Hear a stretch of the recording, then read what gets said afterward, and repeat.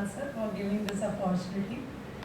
तो मैं we cell को अपना एक फैमिली की तरह ही मानती हूँ और मुझे अपना काम ही लगता है। तो मैंने ये लेवल 1 का वर्कशॉप 2013 में किया था भानु सर के अंडर में, और उसके बाद कंटेंट से जो मुझे सबसे बड़ा पॉइंट मिला था वो ये कि विकास की एक दिशा ये भी हो सकती है कि अपने स्वयं का विकास, आत्म विकास रादर देन की जॉब में जो ग्रोथ हो रही है। तो ये भी एक, इसका भी एक सुख है, ये मुझे पता चला वहाँ पर। अदरवाइज़ उससे पहले जॉब और मेटलिस्टिक चीज़ों में थोड़ा जुड़ाव तो था ही, लेकिन संस्कार थे तो इसमें जुड़ना हो पाया।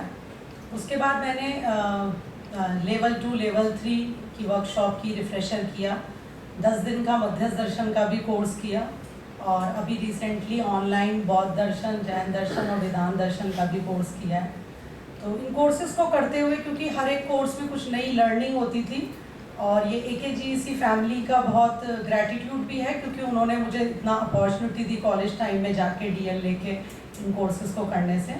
मैं अपनी शेयरिंग को 2 पार्ट्स में रखूँगी। तो प्रोफेशनल वर्क फ्रंट पे मुझे क्या उपलब्धि मिलती है इससे।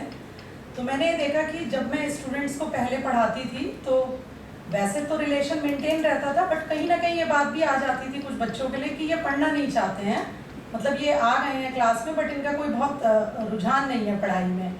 तो बहुत कभी मन में विरोध भी बनता था।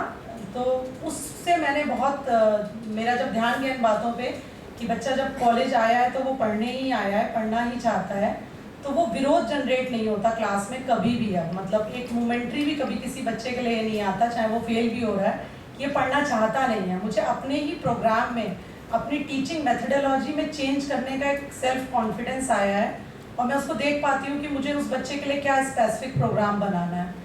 और इसकी मुझे उपलब्धि हुई है, जैसे अभी रिसेंट बैच का एग्जांपल दी तो एक बच्चा है, वो अभी एक बैच आई है उसकी फर्स्ट ईयर में, आयुष गुप्ता नाम है उसका, मेरे सेक्शन में, मैं सेक्शन इंचार्ज हूँ। तो जब मैंने उसके फादर से बात की तो वो काफ़ी परेशान थे क्योंकि बच्चा ठीक था 12th तक।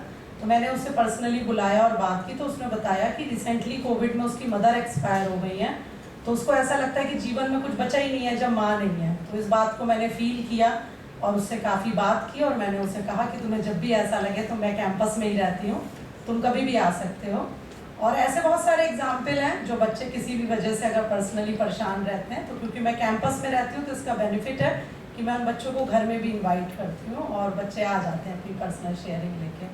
तो मुझे उपलब्धि लगती है, भले ही वो बच्चा पास हो पाए ना हो पाए। और यूजली ऐसे बच्चे जो फैकल्टी से बहुत कनेक्टेड रहते हैं, पर्सनल टच पे भी अपनी पर्सनल प्रॉब्लम भी शेयर कर पाते हैं, वो एटलीस्ट पास होने भर के मार्क्स तो फिर ले ही आते हैं। और फर्स्ट सेम में, सेकंड सेम में जब वो इतना पास हो जाते हैं, सब क्लियर कर लेते हैं, अच्छे मार्क्स ले आते हैं, तो आगे के ईयर्स में भी उनका कॉन्फिडेंस बना रहता है।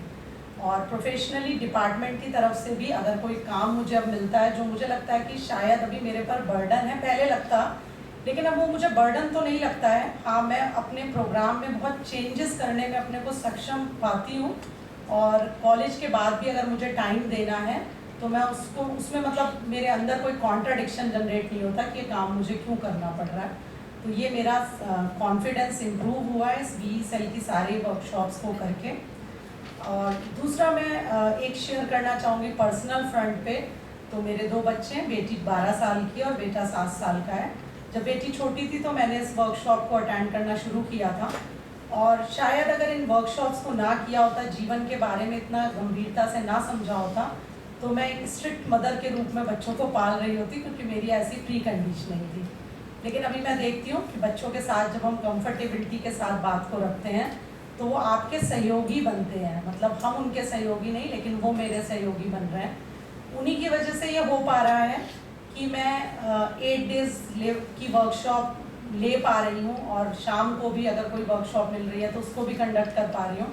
अभी ऑनलाइन मोड में मैंने जितने भी लेक्चर्स लिए तो मेरे बच्चे इस बात को बहुत अप्रिशिएट करते हैं। वो रूम बंद कर देते हैं और मतलब ध्यान रखते हैं इस बात का कि उनकी आवाज़ रूम तक ना जाए, तो अदरवाइज़ पॉसिबल नहीं था कोविड में इतने वर्कशॉप्स को ले पाना।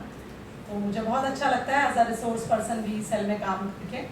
और वी सेल के काम करने के साथ साथ जो मेरा अपना सब्जेक्ट है केमिस्ट्री, उसको भी जानने समझने में मेरा एक अलग डायरेक्शन है, मतलब डायरेक्शन दिखती है मुझे, मतलब। तो ये बहुत अच्छा प्रोफेशनल फ्रंट पे है और पर्सनल फ्रंट पे, दोनों पे। इसके अलावा मैं एक चीज़ को और शेयर करना चाहूँगी कि ये जर्नी थोड़ी लंबी है और टफ भी है, यानी बहुत सारी चीज़ें हम कुछ वर्कशॉप्स को करके ही नहीं सीख पाते हैं। तो प्रैक्टिकली जब हम जीने जाते हैं तो बहुत सारे ऐसे चीज़ें दिखती हैं और लोग आपको जज करते हैं कि इतना सब कोर्सेज करने के बाद भी इनको विरोध आ रहा है या कॉन्ट्राडिक्शन आ रहा है या गुस्सा आ रहा है। तो वो हमारे लिए एक लर्निंग प्रोसेस होता है कि हम उसको देख के एक्सेप्ट करके कहाँ कैसे ये भाव आ गया विरोध का, उसको ठीक कर पाएँ और सेल्फ ऑब्जर्वेशन के थ्रू इस जर्नी को आगे बढ़ा पाएँ। और मैं सभी DG sir, Parashar sir, Gopal sir, BN Pandey sir, Sahu sir, अपने हस्बैंड अखिलेश वर्मा, इन सबका तहे दिल से शुक्रगुजार हूँ, क्योंकि बहुत सारी ऐसी पॉसिबिलिटीज़ बनती हैं तभी आप किसी डायरेक्शन में कुछ कर पाते हो। तो बहुत सारी ऐसी व्यवस्था इस कॉलेज में बनी हुई है कि कोई भी फैकल्टी मेंबर या कोई भी स्टूडेंट ना केवल प्रोफेशनल फ्रंट पे सक्सेसफुल हो सकता है, बल्कि पर्सनल फ्रंट पे भी जो उसका विकास है वो आराम से हो सकता है। इस कॉलेज में ऐसी पॉसिबिलिटीज़ है और ये बहुत बड़ी बात है, क्योंकि ऐसा यूजुअली नहीं होता है।